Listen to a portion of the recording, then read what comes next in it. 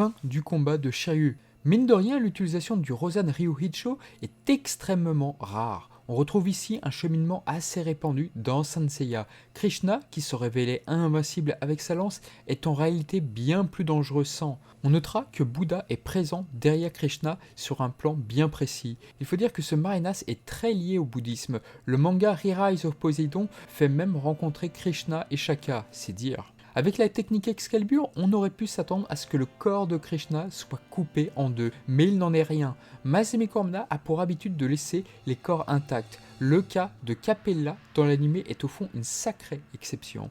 La seconde partie voit Camus faire son grand retour. Encore aujourd'hui, on se pose quelques questions sur la prétendue imitation de Kasa à effectuer l'Aurora Execution. Peu après, c'est au tour de Seiya de se faire avoir par le terrible Marinas.